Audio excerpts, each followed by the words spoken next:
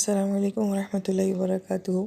بسم اللہ الرحمن الرحیم۔ سورہ بقرہ کا رکوع نمبر 6 ہے اور آیت نمبر 47 ہے۔ اللہ تعالیٰ فرماتے ہیں یا بنی اسرائیل لَاذْکُرُوا نِعْمَتِیَ الَّتِی أَنْعَمْتُ عَلَیکُم، اے بنی اسرائیل یاد کرو میری وہ نعمتیں جو میں نے تمہارے اوپر انعام کی تھیں، وَأَنِّی فَضَّلْتُکُمْ عَلَى الْعَالَمِینَ، اور ہم نے تمہیں فضیلت دی تھی تمام عالمین کے اوپر۔ اس رکوع کا آغاز اس آیت مبارکہ کے ساتھ ہو رہا ہے۔ پچھلی رکوع کا آغاز بھی بالکل ہی ایسی آیت مبارکہ کے ساتھ ہو رہا تھا، مگر یہاں پہ اور وہاں پہ فرق یہ ہے کہ اس رکوع میں جو ہے اس قوم کو دعوت دی جا رہی تھی، دعوتی انداز میں بات کی جا رہی تھی، مگر اس رکوع میں اب ان کی خامیاں، ان کی اخلاقی زوال اور ان کی عملی گمراہیاں جو تھیں اس کے بارے میں بات کی جائے گی۔ اس ضمن میں مفسرین کرام ایک اور جو اہم بات فرماتے ہیں کہ بنی اسرائیل یعقوب علیہ السلام کا لقب ہے، جس کی ساری تحقیق جو ہے وہ پچھلی رکوع میں بیان ہو چکی ہے۔ یہاں پہ ایک اور نکتہ جو علماء کرام بیان کرتے ہیں کہ نبوت رسالت کا سلسلہ جو ہے وہ نوح علیہ السلام کی نسل میں چلتا آ رہا تھا، لیکن اس کے بعد وہ یہ کہتے ہیں کہ جب ابراہیم علیہ السلام آئے ہیں تو اس کے بعد نبوت اور رسالت جو ہے وہ صرف ابراہیم علیہ السلام کی نسل میں ہی چلی ہے، یعنی کہ آپ سے پہلے جو جتنی بھی اولاد نوح علیہ السلام کی تھی، جو تھی، جہاں تھی، جدھر تھی، ان میں نبوت اور رسالت کا سلسلہ چلتا رہا۔ قرآن اس بارے میں خاموش ہے،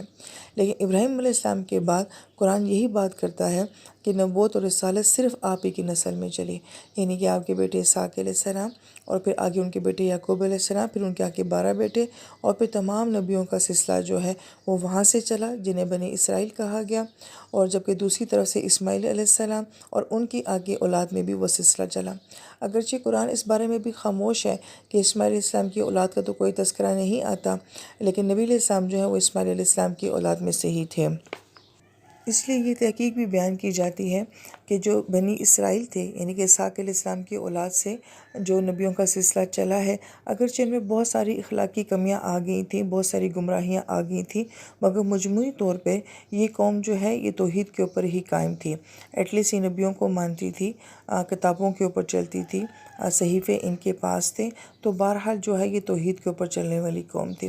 جبکہ اس کے برعکس ہم باقی قومیں دیکھتے ہیں جن میں عین ممکن ہے کہ اسماعیل علیہ السلام کی اولاد بھی شامل ہو جائے، چونکہ ان میں نبی نہیں آئے، کوئی کتابیں نہیں آئی ہیں، تو وہ شرک کی طرف چلی گئیں۔ تو کوئی قوم ہم دیکھتے ہیں کہ وہ سورج کو مانتے ہیں، کوئی چاند کو مان رہے ہیں، کوئی ستاروں کو مان رہی ہے، کوئی درختوں کو مان رہی ہے، اور کوئی جو ہے وہ جانوروں کو ہی خدا بنا بیٹھے ہیں، لہٰذا ان کے اندر شرک تھا، لیکن اس قوم میں جو ہے وہ شرک ایٹ لیسٹ نہیں تھا۔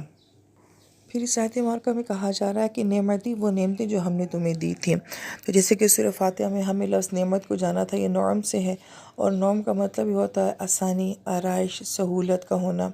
تو گویا کہ اللہ تعالیٰ نے اس قوم کو بہت زیادہ جو ہے وہ نوازا ہوا تھا، جیسے کہ سابقہ رکوع میں بھی یہ بات کی گئی تھی کہ انہیں انبیاء بھی دیے گئے، کتابیں بھی دی گئیں۔ ہم داؤد علیہ السلام کو دیکھتے ہیں کہ لوہا جو ہے وہ ان کو دیا گیا، سلیمان علیہ السلام جیسے نبی کی جو بادشاہت ان کو دی گئی، اور اس کے علاوہ آنے والے رکوع میں جو تمام سہولیات اس قوم کو دی جاتی ہیں وہ سب اللہ پاک کی طرف سے نعمتیں تھیں۔ اور ایون یہ کہ جب یہ وادی طیہ میں سزا کاٹ رہے تھے، اور اس سزا کے عالم میں بھی اللہ پاک نے ان کو بے شمار اپنی نعمتوں سے نوازا ہوا تھا۔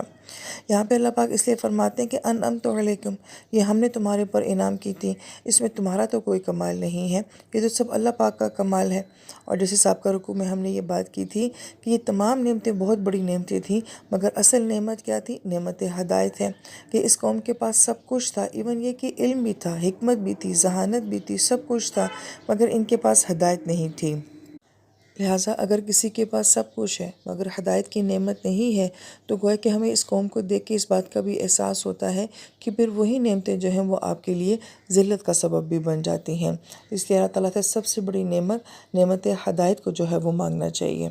پھر یہاں پہ فرمایا کہ ہم نے تمہیں فضیلت دی تھی، تو یہ فضیلت علماء کرام فرماتے ہیں کہ بہرحال اس قوم کو اس طرح سے حاصل تھی کہ تمام انبیاء اسی قوم میں آ رہے تھے، کتابیں اسی قوم میں آ رہی تھیں، مگر یہ فضیلت کیسی فضیلت ہوتی ہے؟ کیا یہ ایسی فضیلت ہوتی ہے کہ بس آپ بہت خاص ہیں، اسپیشل ہیں، آپ جیسا کوئی بھی نہیں ہے اور باقی سارے جو ہیں وہ حقیر ہیں؟ علماء کرام فرماتے ہیں کہ فضیلت کا کانسیپٹ یہ ہے کہ آپ کو کچھ ایسا دیا جائے اور آپ اس نعمت سے جو ہے اتنا اپنے آپ کو خاص بنا لیں کہ آپ بہت سارے لوگوں کے لیے رول ماڈل بن جائیں، اور لوگ آپ کو دیکھ کے آپ کو فالو کرنا شروع کر دیں۔ چونکہ اس قوم کو اللہ پاک نے علم سے، انبیاء سے، حکمت سے، ذہانت سے نوازا ہوا تھا، تو اب ان کے اخلاق، ان کے عبادات، ان کے معاملات،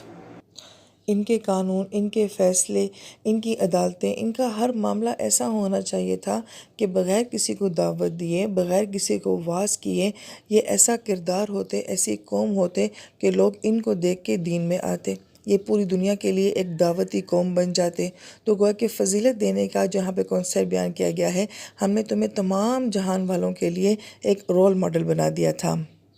لہٰذا اس آیت مبارکہ میں بھی ان کی بہرحال ایک خامی کا تذکرہ ہے، اور وہ کس طریقے سے کہ اللہ پاک نے جو انہیں دیا تھا وہ بطور انعام دیا تھا۔ اس میں اللہ پاک کا کمال تھا، ان کا کمال نہیں۔ فضیلت ان کو دی گئی تھی کہ انہوں نے دوسروں کے لیے رول ماڈل بننا ہے، انہوں نے اس چیز کو اپنی خوبی سمجھ لیا تھا اور اپنی خاصیت سمجھ لیا تھا، اور اس بات پہ وہ لوگ فخر کرتے تھے۔ تو یہ خامی تو بنی اسرائیل کی ہوگی۔ اب یہ خامی اس امت کے اندر کس انداز میں پائی جاتی ہے کہ ہمارے اندر بھی یہ ذوم پایا جاتا ہے کہ ہم امت محمدیہ صلی اللہ علیہ وآلہ وسلم میں سے ہیں، ہمیں نبی علیہ السلام کی جو ہے وہ شفاعت نصیب ہوگی، لہٰذا ہمیں کوئی خاص عمل کرنے کی ضرورت نہیں ہے۔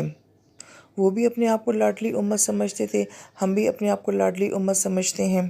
لہذا جس دھوکے میں وہ لوگ تھے، اسی دھوکے میں ہماری امت کا بھی اکثر حصہ ہے جو یہ سمجھتا ہے کہ عبادات کرنے کی ضرورت نہیں ہے، اعمال کرنے کی ضرورت نہیں ہے، صرف شفاعت اور صرف ایک خاص قسم کے اعمال کر لینے سے ہی جو ہے وہ ہماری آخرت میں بخشش ہو جائے گی۔ تو گویا کہ یہ خامی اس امت کے اندر بھی پائی جا رہی ہے۔ لہذا یہود کے علماء جو ہیں وہ عوام الناس کو یہی باتیں بتایا کرتے تھے کہ ہم چونکہ بہت خاص ہیں، لاڈلے ہیں، ہم جہنم میں نہیں جائیں گے، لہٰذا کوئی عمل کرنے کی ضرورت نہیں ہے۔ ہم ذرا اپنے آس پاس معاشرے میں نظر دوڑا کر دیکھیں تو ہمارے وعظ اور بیانات میں بھی اب یہ بات بہت زیادہ آتی جا رہی ہے کہ چند مخصوص کلام پڑھ لینے سے، چند مخصوص کام کر لینے سے تو گویا کہ ہم اللہ تعالیٰ کی لاڈلی امت ہے، بس یہی سہارا، یہی آسرا جو ہے وہ ہمیں بخشوا دے گا، باقی اور کوئی عمل کرنے کی ضرورت نہیں ہے۔ تو اس بات نے اس امت کو بھی دھوکے میں ڈالا تھا، اور یہ بات جو ہے اس امت کو بھی دھوکے میں ڈال رہی ہے۔